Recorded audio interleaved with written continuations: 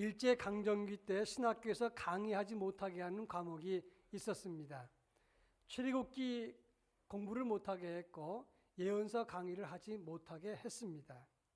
그런가 하면 우리나라 군사정권 시대 때는 신학교에서 강의할 수 없는 과목이 해방신학이라고 하는 과목이 있었습니다. 출애굽 기사는 지금부터 약 3,500년 전에 고대 애굽에서 있었던 사건입니다. 그런데 그것이 우리와 무슨 상관이기에 일제 때 그 강의를 하지 못하게 했을까 하는 질문이고, 또 한 가지 해방신학은 지구 반대편에 있었던 1960년에 남미 카톨릭에서 일어난 운동입니다.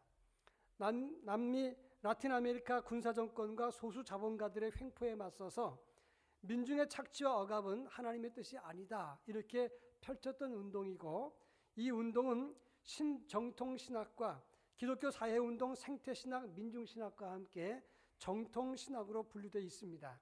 그런데 우리나라에서는 왜 강의를 못하게 했을까 하는 점입니다.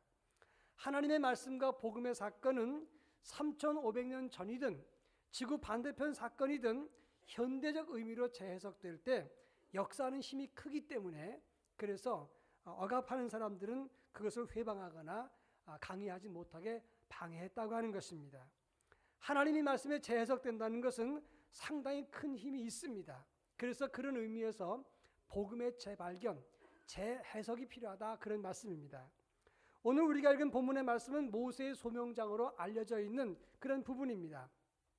하나님께서 모세를 호렙산에 이르렀을 때 그를 부르시고 이스라엘 백성들을 애굽에서 건져내라 명령하신 사건이 오늘 우리가 읽은 본문의 내용입니다. 이 사건은 지금부터 3,500년 전에 고대 애굽에서 있었던 사건입니다. 이 말씀이 지금 우리와 무슨 상관이 있습니까? 그러나 이 말씀이 중요한 것은 이 말씀이 재해석될 때 역사하는 힘이 크다고 하는 것입니다. 여러분, 복음의 재발견이라고 했는데 복음이란 무엇입니까? 하나님의 사랑과 은혜와 구원의 말씀이 복음입니다.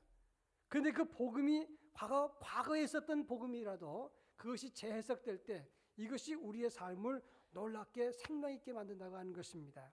그런 의미에서 오늘 모세에게 임했던 복음, 그 복음의 역사를 살펴보면서 오늘 우리가 발견하는 복음이 무엇인가, 우리에게 전하신 하나님의 사랑과 은혜가 무엇인가를 발견함으로써 우리의 믿음의 생기와 생명과 활력을 갖고자 하는 것입니다. 오늘 이 시간 말씀을 통해서 우리 모두에게 생기가 나타날 수 있기를 주의 이름으로 축원합니다. 제일 먼저 하나님은 모세의 나이 80세에 그를 부르셨다고 하는 것입니다. 떨기나무에 하나님의 불꽃이 임했을 때 모세는 이 놀라운 광경을 보고자 했을 때 하나님께서 그를 부르셨습니다. 그런데 그의 나이가 몇 살입니까? 출애굽기 7장 7절에 보면 그들이 바로에게 말할 때 모세는 나이 80세였고 아론은 83세였더라 성경은 말하고 있습니다. 나이 80세에 모세를 불렀다고 하는 점입니다. 여기에 중요한 포인트가 있습니다. 여러분, 한 가지 궁금한 것은 그 당시 이스라엘 땅에도 젊은 사람들이 많았을 텐데 왜 하나님은 나이 80세에 모세를 부르셨을까? 또 한 가지는 그러면 모세가 꼭 필요하다면 좀 젊은 나이에 부르시지 나이 80의 노인을 하나님이 부르신 이유가 무엇인가 하는 점입니다. 출애굽기 2장 11절에 보면 모세가 건강하고 젊었을 때 애굽 사람이 자기 동족을 때리는 것을 보고 참을 수가 없어서 그 애굽 사람을 쳐 죽이고 모래 속에 감추었다고 말씀을 하고 있습니다. 젊은 날의 모세는 혈기가 있었습니다.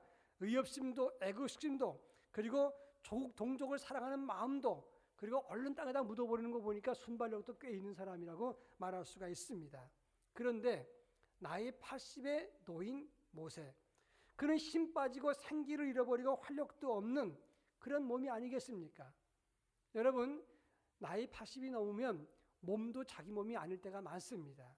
가끔씩 우리 선배 목사님들과 함께 이렇게 차를 타고 가다 보면 봉고차 같은 데 오르내릴 때마다 자기도 모르게 아이고 아이고 이런 소리를 냅니다. 그러면 저는 속으로 유별나게 그 좀 조용히 있지만 그게 왜 소리를 낼까, 그런 얘기를 하는데, 저도 가끔씩 요즘은 차 오르고 내릴 때마다 저도 모르게 소리가 납니다.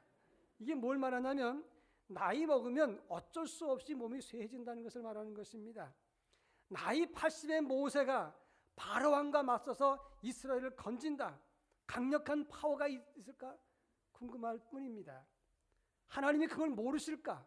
그런데 왜 하나님은 나이 80의 모세를 부르시고 사용하시느냐? 그런 말씀인 것입니다. 바로 여기에 복음의 비밀이 담겨 있다고 하는 것입니다.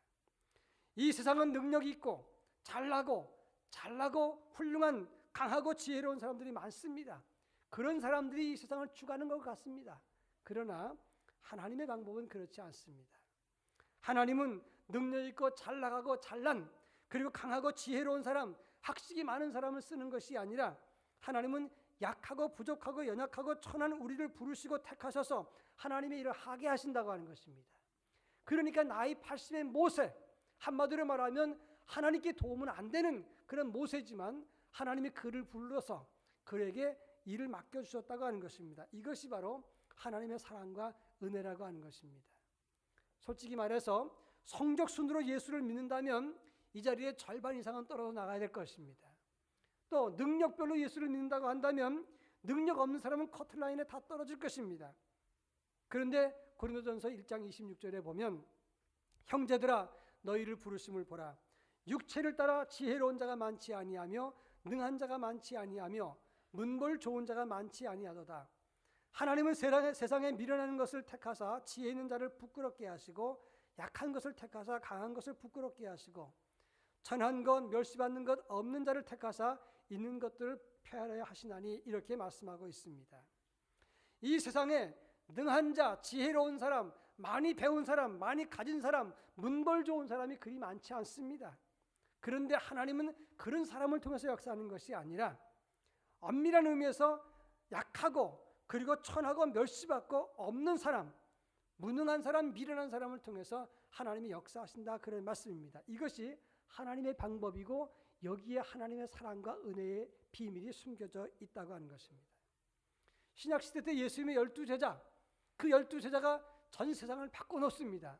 근데 그 12제자의 소속이 어디입니까? 그들 출신이 어디입니까? 공부를 많이 했거나 재벌이거나 권세나 힘 있는 사람이 아니었습니다. 세리여 어부였고 열심당원, 그 당시 유대 사회에서 가장 비천한 신분의 초라한 존재들이었다고 하는 것입니다. 그런데 하나님은 바로 그런 사람들을 통해서 위대한 역사를 일으켰다고 하는 것입니다. 여기에 비밀이 있는 것입니다. 제가 존경하는 목사님 중에서 안산제일교회 고은 목사님이 계십니다. 이분이 최근에 은퇴를 하셨습니다. 이분은 특징이 뭐냐면 평생 암을 가지고 살았습니다. 위암, 췌장암, 십이지장암, 임파선암, 암 한 개 갖고도 어려운데 4가지 암이 다 있었어요. 그리고 암이 온몸에 퍼져서 투병 중에 폐혈증으로 의식을 잃고 죽을 위기까지 놓였던 분입니다. 그런데 그분 말라가지고 바짝 말라서 정말 보잘것없어요. 한 줌밖에 안 되는 작은 몸을 갖고 있습니다. 그런데 큰 목회를 하셨고 그리고 우리 교단과 한국교회에 굉장한 영향을 끼쳤어요. 그리고 지금도 시를 쓰고 지금도 글을 쓰시는 분입니다. 그분이 하나님께 이런 기도를 드렸습니다. 하나님, 나는 주님을 사랑합니다. 내게는 주님밖에 아무도 없습니다. 나의 힘이 되신 하나님, 그 무한한 능력과 힘을 누구에게 주시려고 갖고 계십니까? 그 힘 많이도 말고 제가 일어나 걸을 수 있도록 조금만 주십시오. 나의 힘이 되신 하나님, 나는 주님밖에 없습니다. 평생토록 피쩍 말라서 암을 가지고 살았습니다. 그런데 하나님이 그를 사용하셔서 위대한 인물로 큰 교회를 이루고 한국교회와 우리 교단에 큰 영향력을 주었다고 하는 것입니다. 여러분 오늘 본문 2절에 보면 모세가 보았던 하나님의 불꽃, 하나님의 임재는 어디에 있었습니까? 떨기나무에 있었습니다. 그 떨기나무는 히브리 말로 세네라고 하는 단어를 쓰는데 이 말 무슨 말이냐? 관목, 잡목을 말하는 단어입니다. 사람 키보다는 작고 원줄기와 가지가 구별되지 않는 가시덩굴 같은 잡목, 한마디로 말하면 쓸모없는 나무, 그것에 하나님의 불이 임했다고 하는 것입니다. 훌륭한 백향목도 있고 감람나무도 있고 종려나무도 있었지만 그 떨기나무에 하나님의 불이 임했다는 것은 무슨 의미일까? 모세처럼 초라하고 부족하고 사실은 쓸모가 없는 그런 사람을 하나님이 부르시고 하나님이 자녀 삼고 하나님이 존귀하게 만들었다는 것을 말하는 것입니다. 여러분, 하나님의 언약의 2 돌비를 담았던 법궤, 그 법궤가 무엇으로 만들어졌습니까? 조각목으로 만들었다고 그랬습니다. 그 조각목은 한마디로 말하면 시띠나무로 조각공을 만들었는데 그 시띠나무는 그것은 아가시나무입니다. 가장 흔하디 흔한 나무, 제목으로 쓸 수 없는 그 흔하디 흔한 아가시나무로 법궤를 만들었다고 하는 것입니다. 이건 무엇을 말하는 것이냐? 바로 아가시나무 같고 떨기나무 같은 모세 같은 우리를 부르시고 하나님이 사용하셔서 하나님의 자녀 삼았다는 것을 말하는 것입니다. 거기서 끝난 것이 아니라 그러한 우리를 충성된 자로 여기셔서 직분을 맡기시고 큰 사명을 맡겼다. 바로 여기에 하나님의 은혜와 사랑이 담겨져 있는 것이다. 그런 말입니다. 우리가 존귀한 것은 우리가 자격이 있거나 성적이 좋거나 지식이 있거나 재물이 있거나 신분이 탁월하거나 자격이 존귀해서가 아니라 존귀하신 하나님이 우리를 사용하시기 때문에 우리가 존귀한 존재라 그런 말씀입니다. 우리는 사실 아무것도 아니에요. 냉정한 의미에서 보면 하나님 편에서 볼 때 쓸모없는 사람들입니다. 그렇지만 하나님이 부르셔서 사용하시기에 우리는 존귀한 존재라 그런 말씀이에요. 여러분, 값비싼 보석은 어떤 걸 보고 값비싸다고 합니까? 지금 반짝반짝하는 다이아몬드가 땅속에서 그냥 나오는 줄 아십니까? 그게 아니에요. 원석이라고 하는 것은 돌에 불과합니다. 이 시커멓게 생기고 거칠고 검게 생긴 이 돌멩이, 이것을 잘 발견해서 그것을 잘라서 광을 냅니다. 그때 회정식 바퀴 같은 그런 곳에다가 가는데 그 가를 때 다이아몬드 가루를 사용합니다. 그래서 잘 갈았을 때 오래 광내고 다듬은 것이 가장 귀한 보석이 되는 것입니다. 명품이 되는 것입니다. 모세는 늦게 부름받았지만 하나님의 은혜와 사랑으로 그를 잘 다듬어서 하나님의 명품 지도자, 명품 신앙으로 사용하신 것이다. 그런 말입니다. 모세 나이 80에 하나님께서 그에게 힘 주셨기 때문이지 모세 자체가 위대했기 때문에 그가 하나님 앞에 명품 지도자가 아니라고 하는 것입니다. 일제 때 황해도 은율에 이찬영 장로님이라는 분이 있었어요. 큰 부자입니다. 1년 농사를 지면 하나님께 11조를 드리고 그 다음에 다시 또 10분의 1을 띄어서 창고에다가 쟁겨놨습니다. 학교와 그 다음에 교회와 이웃에게 선한 일을 많이 행해서 그 소문이 황해도, 평안도, 함경도까지 나서 함경도에 있는 거지들도 와서 이분의 도움을 받았다고 합니다. 그런데 공산당들이 들어와서 토지 개혁을 한다고 하면서 이 장로님의 땅을 다 뺏었어요. 이 장로님 과수원도 뺏었습니다. 내일이면 완전히 다 넘어가는 날인데 그 전날 그분은 고생을 하면서 거름을 주고 김을 메고 그 과수원을 잘 관리를 했습니다. 지나가던 사람이 말합니다. 내일이면 뺏길 텐데 뭐 때문에 그렇게 수고를 하느냐. 그때 이찬영 장로님이 이런 말을 했습니다. 누구인들 이 과실은 먹을 게 아닙니까? 그래서 나는 지금 일하는 겁니다. 이렇게 훌륭한 말을 했습니다. 그렇습니다. 비록 늙고 힘이 없고 초라할 수 있습니다. 늦을 수 있습니다. 그리고 실패할 수도 있고 병들 수도 있습니다. 초라하고 가진 것이 없을 수도 있습니다. 그러나 하나님이 우리를 부르시고 하나님이 쓰시면 우리는 하나님의 의로운 도구가 될 수 있습니다. 그런 의미에서 지금 내가 최선을 다하고 마지막 순간까지 애쓰는 것, 이것이 복음을 아는 사람의 신앙인 것이고 복음의 비밀을 체험한 사람의 몫이 되는 것입니다. 그런가 하면 오늘 본문 3절 4절 말씀을 다 같이 한번 읽어보겠습니다. 3절 제가 읽습니다. 이에 모세가 이르되 내가 돌이켜 가서 이 큰 광경을 보리라. 떨기나무가 어찌하여 타지 아니하는 거 하니 그때에 여호와께서 그가 보려고 돌이켜 오는 것을 보신지라. 하나님이 떨기나무 가운데서 그를 불러 이르시되 모세야 모세야 하시매 그가 이르되 내가 여기 있나이다. 하나님은 모세가 떨기나무 불꽃 가운데 특별한 광경을 보고 가까이 왔을 때 하나님이 먼저 모세를 불렀습니다. 모세야 모세야. 그가 이르시되 내가 여기 있나이다. 여러분, 모세가 하나님의 산 호렙에 와서 주여 내가 여기 왔나이다 말한 게 아닙니다. 하나님이 먼저 모세를 부르셨다는 것입니다. 여기에 중요한 포인트가 있어요. 요한복음 5장에 보면 베데스다 연못가에 물이 동할 때 많은 병자들이 거기에 모여 있었습니다. 누구든지 거기 먼저 들어가면 병이 낫는다, 이런 소문 때문에 병자들이 모여온 것입니다.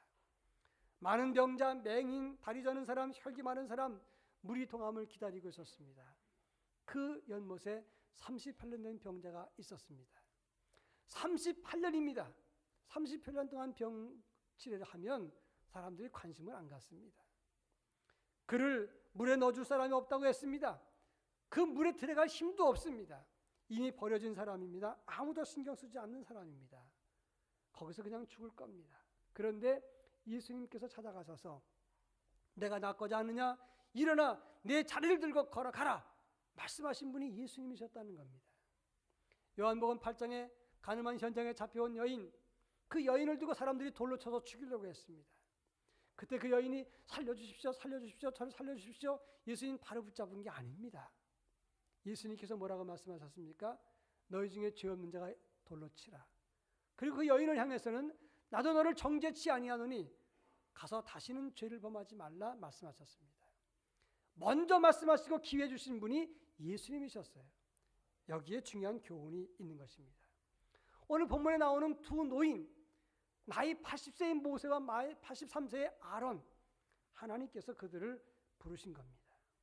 그들이 하나님께 간청한 것이 아닙니다. 하나님이 그들을 먼저 부르셨습니다. 이것이 복음입니다. 오늘 죄인된 우리를 택하시고 부르시고 믿게 하시고 하나님 자녀 삼으시고 그리고 일을 행하게 하시는 그분이 하나님이십니다. 그분이 우리 주님이십니다. 그것이 하나님의 은혜라고 하는 거예요. 얼마 전에 우리 교회 와서 간증했던 정의환 집사님, 김정일 악단의 악단장이었어요. 세계적인 콩쿠르에서 수상을 많이 했습니다. 김정일이가 그 사람한테 사준 이 바이올린이 300억짜리였어요. 300억짜리 전 세계 몇 대 없습니다. 그걸 가지고 연주했던 그런 사람이었어요. 근데 그가 탈북해서 그리고 간증할 때 제가 그 옆에서 들었어요. 그리고 그분과 사석에서 대화를 나눌 때 이런 얘기를 했습니다. 나를 지으신 이가 하나님이십니다. 그리고 나의 할아버지가 장로 있게 만든 것도 하나님이시고 나를 부르신 이도 하나님이시고 나를 탈북하게 하신 것도 하나님, 그리고 나를 이렇게 복음을 전하게 하신 것도 하나님이십니다. 다 하나님의 은혜입니다. 그리고 나를 부르신 이가 하나님, 그 찬송을 들을 때마다 나의 고백입니다. 눈물이 나서 참 견딜 수가 없습니다. 이런 고백을 들었어요. 그렇습니다. 우리는 거역하는 존재요, 실패하는 존재요, 패배 속에 있는 존재요, 이기적인 존재요, 도망치는 존재입니다. 그런데 그러한 우리를 부르시고 그리고 자녀 삼으시고 힘 주시는 것, 그것이 하나님의 은혜입니다. 여기에 복음의 비밀이 있는 것입니다. 제가 중학교 때 단체로 가서 본 영화가 아라비아 로렌스라고 하는 영화였어요. 지금 기억나는 것은 그때 가서 잔 것밖에 기억이 안 나요. 단체로 가갖고 얼마나 사람이 많은지 숨도 답답해서 그냥 보다가 잤는데 가끔씩 텔레비전에서 이 아라비아 로렌스라는 영화를 할 때마다 볼까 말까 하는데 이게 길어요. 어느 날 한번 작정하고 봤습니다. 그런데 그 아라비아 로렌스는 실존 인물입니다. 근데 그 아라비아 로렌스 장면 중에서 로렌스의 군대가 아카바라고 하는 도시를 공격하게 되는데 공격하기 위해서는 아라비아 사막을 횡단합니다. 아무도 그런 방법을 생각 못하는 거예요. 왜냐하면 거기는 죽음의 땅이기 때문에. 근데 그때 자기 밑에 있었던 가실이라고 하는 아랍 사람이 그 사막을 횡단하다가 틀림없이 죽을 것 같으니까 탈영을 합니다. 이 낙타가 빈 낙타가 움직이는데 탈영을 한 겁니다. 그때 이 로렌스는 그냥 가면 그가 죽을 거라 하니까 낙타를 돌려서 탈주병을 찾으러 갑니다. 그때 그 측근들이 반대합니다. 조금 있으면 해가 뜰 텐데 그 뜨거운 열사에 당신 죽습니다. 우리와 같이 가야 됩니다. 그리고 어차피 그놈은 죽습니다. 그리고 당신이 그 사람을 찾으러 가는 순간 아카바 공격은 실패합니다. 그런데 이 로렌스는 그 한 사람 죽는 것이 아깝다고 생각해서 찾으러 갑니다. 자기도 죽을 위기를 만나고 이미 이 가실이라고 하는 사람은 온몸이 메말라서 죽어갑니다. 근데 간신히 그를 찾아가지고 돌아옵니다.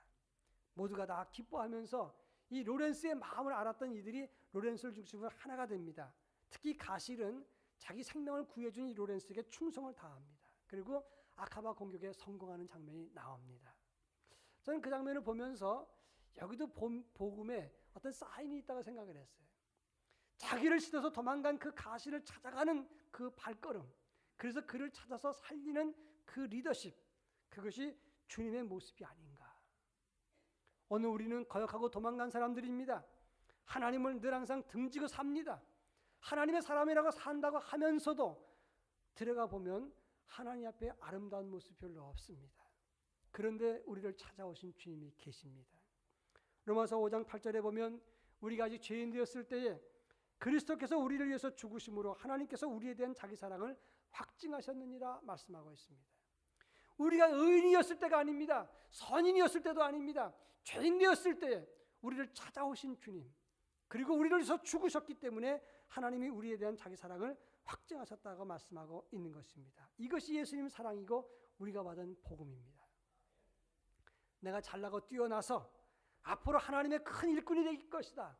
내가 앞으로 하나님 나라에 크게 유익할 것이다. 그래서 구원받은 것이 아닙니다. 우리의 공로나 우리의 의 때문에, 우리의 지식과 우리의 능력 때문에 구원받은 것이 아닙니다.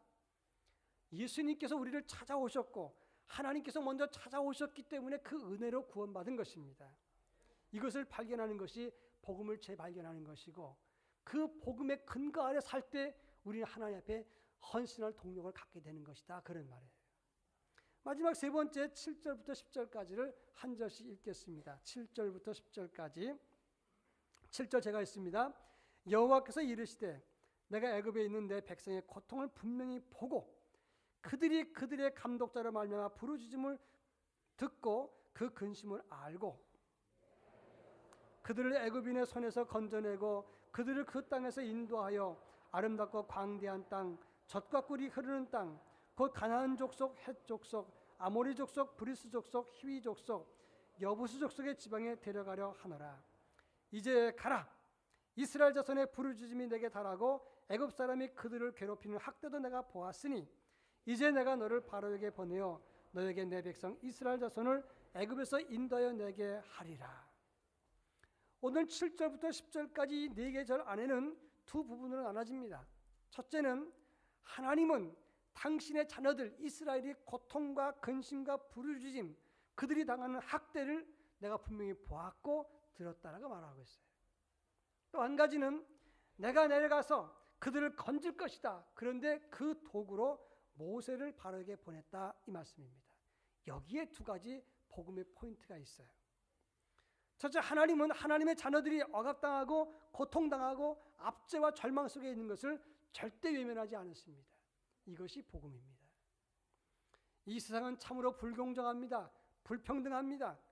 성도라고 해서 불평등한 일을 안 당하는 거 아닙니다. 지금 이 땅에 살았던 그 많은 성도들도 고통 속에 있었던 거 아닙니까? 애굽에 있었던 자기 백성, 하나님의 백성들도 지금 고통과 절망 속에 있지 않았습니까? 성도라고 면하는 거 아닙니다. 얼마 전에 몽고식품 명예회장이 운전기사를 폭행했던 사건 때문에 인터넷에서 한동안 시끄러웠습니다. 이 회장도 사과를 하고 그 아들 되는 사장도 사과를 했습니다. 그래서 입당화 되는 것 같았는데 2탄, 3탄으로 발전이 됐어요. 운전기사 외에 관리부장, 비서실장, 3년 전에 일했던 운전기사들이 연속적으로 나도 맞았다, 피해를 폭로했어요. 이 회장님은 나는 인간 조련사야 이러면서 욕하고 폭행을 서슴지 않았다고 합니다. 아무 때나 불러댔는데 견딜 수가 없다는 거예요. 새벽에 급하다고 해서 갔는데 몇 시간 동안 집 앞에서 기다리게 했다는 거예요. 이 기사가 서러워서 너무 많이 울었는데 그만두고 싶었지만 가족 때문에 참았다고 하는 겁니다. 또 그런가 하면 얼마 전에는 자기 제자를 수년간 때리면서 인분을 먹인 교수가 있었어요. 자기 연구실에 자기 데리고 있는 조교 이런 학생들인데 제자를 잘 능력이 없다고 계속해서 때렸습니다. 그리고 인분까지 먹였어요.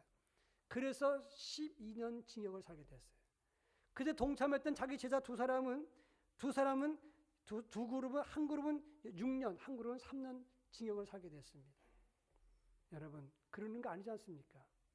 하나님은 우리를 하나님의 형상대로 지었다 그랬어요. 하나님의 형상은 히브리 말로 젤렘입니다. 이 젤렘이란 말은 존귀한 존재라는 뜻이에요. 그 당시 노예제도가 분명히 있었던 그 당시에 우리 모든 사람들은 다 하나님의 형상대로 지음받았다. 장애인이나 병든 자나 나이 든 사람이나 젊은 사람이나 모두가 똑같은 하나님의 형상을 갖고 존귀한 존재들인 것입니다. 그러니까 이렇게 하는 거 아니잖아요. 그런데 예수 믿으면 이런 일이 피해갑니까? 아니에요. 예수 믿는 사람도 억압과 고통과 아픔을 당할 수가 있는 것입니다. 저희 집 큰아들이 지금 미국에서 공부하고 있는데 연구실에서 너무너무 고생을 많이 합니다. 이제 거의 다 공부 끝나고 이제 마지막 논문이 남았는데 그동안 잠을 잘 시간이 없어요. 밤새 잠을 못 잡니다. 그리고 가족과 함께 시간도 없어요. 저녁 장학금을 받으니까, 그리고 또 생활비 보조를 받으니까 그만둘 수도 없어요. 그러니까 견뎌내는 겁니다. 저한테 얼마 전에 전화해서 마치 외국인 노동자 같아요. 그래서 제가 그랬습니다. 내 마음 안다. 그렇지만 이 마지막 고비를 잘 견뎌내라. 그렇지만 애비로서 마음이 짠해요. 그런데 그 아들 부부가 서로 이야기하는 것을 이 큰 손녀딸이 들었는가 봐요. 그러니까 하는 말이, 아빠 내가 교수 물리쳐 줄 거야. 아빠 사랑해, 이런 말을 했다는 거예요. 그런데 그 말을 들은 우리 아이들이 뭐라고 말하냐면 그 딸아이의 말이 위로가 됐다는 거예요. 저는 그 얘기를 들으면서 무슨 생각을 했냐면, 딸아이의 말이 위로가 됐다면 우리를 만드시고 우리의 주인 되신 하나님이 직접 개입하신다는데 얼마나 그것이 위대한 위로가 되겠느냐, 이 말씀입니다. 지금 하나님이 목사의 위로도 아니고 자녀의 위로도 아닌 하나님의 위로가 우리에게 함께 하십니다. 여러분 중에서 지치고 힘든 분이 계십니까? 실패한 분이 계십니까? 절망 중에 계신 분이 있습니까? 노쇠하신 분이 있습니까? 병드신 분이 있습니까? 하나님이 그 고통과 억압을 기억하십니다. 도와주십니다. 함께 하십니다. 그런가 하면 오늘 10절에 보면, 이제 내가 너를 바로에게 보내어 너에게 내 백성 이스라엘 자손을 애굽에서 인도해 내게 하리라. 9절에 보면 이제 가라 말씀하셨어요. 무슨 말입니까? 모세를 하나님 대신에 그들에게 보냈습니다. 이 말이 무슨 말이냐? 나이 80 쓸모없는 노인 그 모세를 하나님의 동역자 삼았다, 그런 말이에요. 놀라운 은혜입니다. 모세 같은 사람을 하나님의 동역자 삼았습니다. 우리 같은 인생도 하나님의 동역자 삼으셨다는 겁니다. 우리가 하나님께 무슨 득이 되겠어요? 가지고 있는 재물, 가지고 있는 지혜, 그것을 하나님께 득이 됩니까? 온 우주를 지으신 하나님께 득이 되겠습니까? 그런데 하나님은 우리를 동역자 같은 레벨에서 나와 함께 동업하자 말씀하셨어요. 이번에 안철수 신당이 만들어졌는데 국민의당에 제야와 민주당에서 동참하겠다는 사람을 영입한다고 합니다. 그런데 거기 영입하는 사람들이 민감하게 신경 쓰는 게 뭔지 아십니까? 격이에요, 격. 내가 이전에 가졌던 격을 얼마나 맞춰주느냐, 그 급수를 따라서 위치를 정해주느냐, 여기에 민감하다는 겁니다. 그렇지 않겠습니까? 급이 맞아야 동역하는 겁니다. 여러분, 여러분의 급은 몇 수입니까? 여러분이 하나님 앞에서 급수가 어느 정도 되겠습니까? 하나님과는 맞을 수가 없는 급이에요. 그런데 하나님은 우리를 동역자로 하나님 대신으로 일하는 도구로 삼으셨다는 겁니다. 이것이 복음 아닙니까? 추운 겨울날 한 여자 어린아이가 얇은 옷을 입은 채 밥 한 끼 먹지 못하고 오돌오돌 떨고 있었습니다. 그 모습을 봤던 한 성도가 말합니다. 하나님, 왜 이런 일을 하나님 보고만 계십니까? 무슨 대책이라도 세워야 되는 거 아닙니까? 그때 하나님이 침묵하시다 이런 말씀을 하셨어요. 나는 틀림없이 대책을 세웠다. 나는 너를 만들었고 너를 그곳에 두었다. 나의 대책이 너다 라고 말씀했습니다. 나이 80, 또 한 노인은 83세입니다. 이 두 노인들, 그들이 무슨 감당할 힘이 있겠어요? 자기 몸 하나 간수하기도 힘든 사람 아닙니까? 그런데 하나님께서 그들을 부르시고 12절에 보면 내가 반드시 너와 함께 있으리라 말씀하시고 그들에게 힘과 능력을 주셔서 위대한 일을 하게 하셨습니다. 오늘 우리도 마찬가지입니다. 지금 나는 힘이 없습니다. 초라합니다. 무능합니다. 실패합니다. 가진 것도 없습니다. 그러나 할 수 있는 힘을 주시는 하나님께서 우리를 찾아오시고 힘 주시고 그리고 우리에게 일을 맡겨주셨습니다. 그리고 너는 나의 동역자라 말씀하셨습니다. 그분을 통하면 새 힘을 얻을 수가 있습니다. 하나님의 일을 감당할 수 있습니다. 그것이 복음이고 복음을 재발견하는 것입니다. 3500년 전에 있었던 하나님의 역사, 출애굽의 하나님은 지금도 우리 안에서 역사하십니다. 우리를 찾아오시고 자격 없는 우리를 부르시고 고통에서 건지십니다. 그 복음을 붙잡으면 우리도 모세처럼 일어서서 하나님의 일을 감당할 수가 있습니다. 오늘의 우리에게 주시는 복음을 붙잡고 일어서서 의로운 도구로 쓰임받을 수 있기를 축원합니다. 기도하겠습니다. 사랑 많으신 하나님 아버지 감사합니다. 모세처럼 아무짝에 쓸모없는 나이 먹은 사람, 실패한 사람, 철한 사람이었습니다. 그러나 우리 주님이 부르시고 그에게 힘을 주시고 동역자로 삼아주셨던 것을 보았습니다. 오늘 우리를 부르시니까 하나님 나를 구원하시고 그리고 나를 하나님 일꾼 삼으신 것이 하나님이신 줄 압니다. 나의 나된 것 하나님의 은혜인 줄 고백하오니 이 시간 주의 도구로 쓰임받는 저희 모두가 되도록 은총을 더하여 주시옵소서. 복음을 붙잡고 다시금 일어서서 하나님의 의의 역사를 일으키는 주의 백성이 되게 하옵소서. 예수님의 이름으로 기도합니다. 아멘.